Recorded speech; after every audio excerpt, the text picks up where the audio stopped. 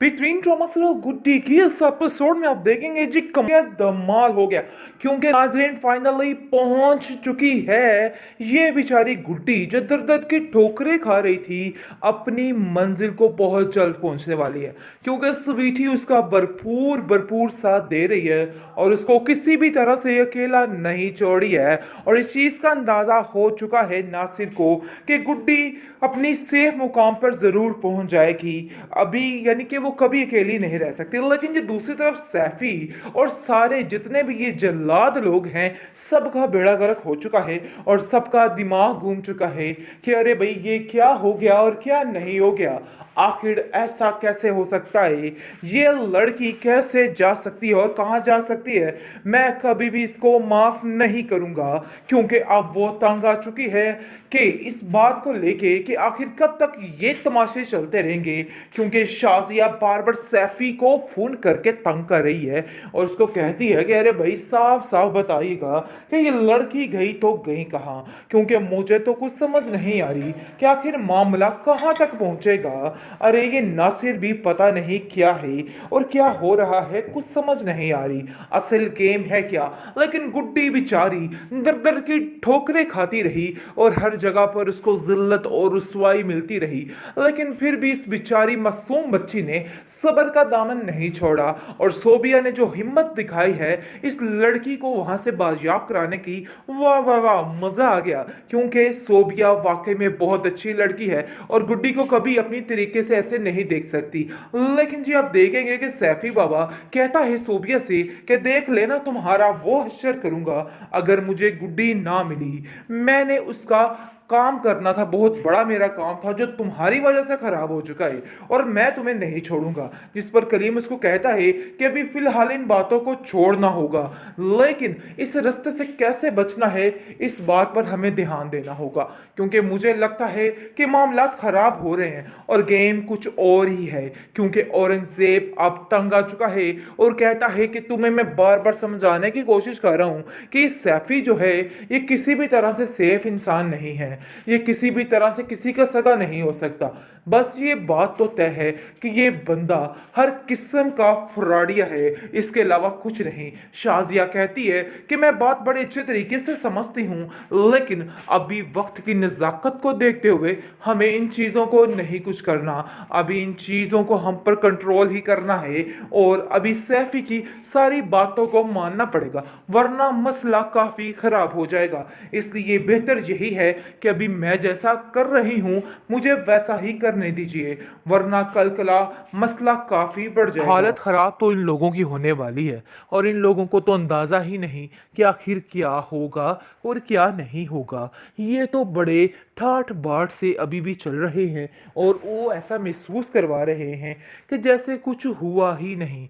लेकिन अब जाकर इन लोगों को आइडिया हो जाएगा कि इन लोगों के लिए खतरा कितना बढ़ चुका है और इन लोगों का क्या हश्र होने वाला है। बहुत जल्द हर चीज़ मंजर आम पर आ जाएगी और हर चीज़ ख़त्म हो जाएगी क्योंकि अब गुड्डी जो है वो अपनी मंजिल मकसूद तक पहुंच जाएगी और सब कुछ उसके हाथ में भी आ जाएगा। इस चीज़ का अंदाज़ा अभी नहीं हो रहा किसी को, लेकिन बहुत जल्द गुड्डी अपने ठिकाने यानी कि अपनी खाला के पास चली जाएगी और सारे मामलात सुधर जाएंगे क्योंकि हमज़ा भी काफ़ी परेशान था गुड्डी की वजह से। वो उसकी ये हालत देख के काफ़ी बिलबिला बिलबिला कर रो रहा था, लेकिन अनकरीब गुड्डी की ज़िंदगी आसान होने जा रही है। जैसा कि आपने देखा है कि नासिर गुड्डी की मदद के लिए निकल चुका है लेकिन काफ़ी बेचैन काफ़ी बेकरार नज़र आ रहा है क्योंकि उसको ऐसा लग रहा है कि बहुत कुछ गलत हो चुका है, लेकिन फिर भी बेचारा खामोशी से हिम्मत हारे बगैर वहाँ से निकल पड़ता है। लेकिन जी आप देखेंगे कि जैसे ही वो लोग यहाँ पे पहुँचते हैं तो उसको कुछ दिखाई नहीं देता। ये देख के काफ़ी हैरान परेशान हो जाता है और कहता है कि आखिर कोई ऐसा कैसे कर सकता है, इतना बड़ा जुल्म कोई कैसे कमा सकता है। मुझे तो यकीन ही नहीं आ रहा इतनी घटिया हरकत किसने की है, यानी कि कैसे ये लोग इतने जालिम हो सकते हैं, मैं क्या करूं। जिस पर हमजा कहता है कि आपको सैफी बाबा पे यकीन नहीं करना चाहिए था, आपने बहुत बड़ी गलती कर दी उन पे यकीन करके। लेकिन जी आप देखेंगे कि वो बहुत ज़्यादा घबरा चुके हैं, बहुत परेशान हो चुके हैं कि आखिर क्या किया जाए और क्या ना किया जाए।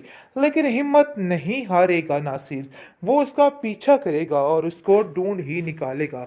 लेकिन सैफी काफ़ी हैरान परेशान है।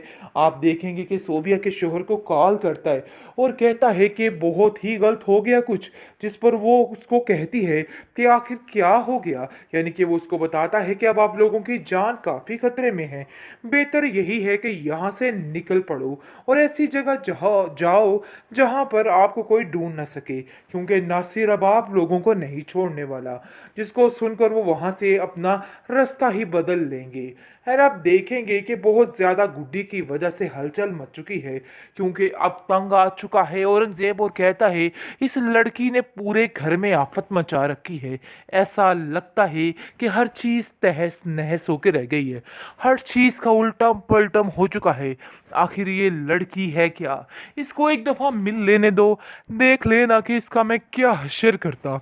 जिसको सुनकर उसकी बीवी कहती है कि बस ये बात तो तय है कि अब हमें सैफी बाबा से बचना होगा, क्योंकि वो हमारे लिए बहुत खतरनाक साबित हो सकता है।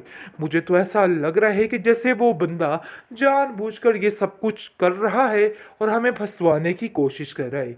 बस जितनी जल्दी हो सके इन लोगों से छुटकारा हासिल कर लो, क्योंकि मुझे नहीं लगता है कि हमारी ज़िंदगी में आगे कुछ सुकून आने वाला है।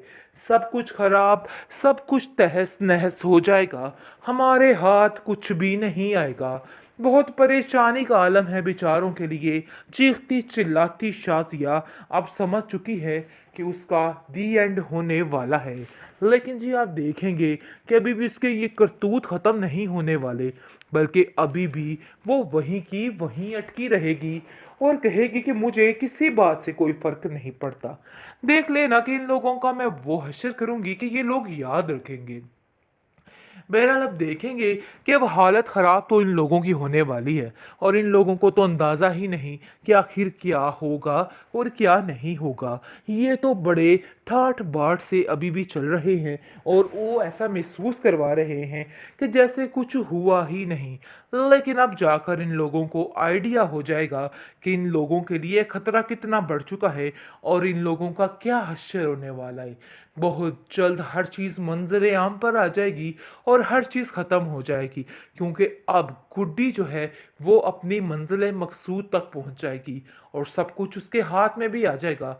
इस चीज़ का अंदाज़ा अभी नहीं हो रहा किसी को, लेकिन बहुत जल्द गुड्डी अपने ठिकाने यानी कि अपनी खाला के पास चली जाएगी और सारे मामलात सुधर जाएंगे। क्योंकि हमज़ा भी काफ़ी परेशान था गुड्डी की वजह से। वो उसकी ये हालत देख के काफ़ी बिलबिला बिलबिला कर रो रहा था। लेकिन अनकरीब गुड्डी की ज़िंदगी आसान होने जा रही है।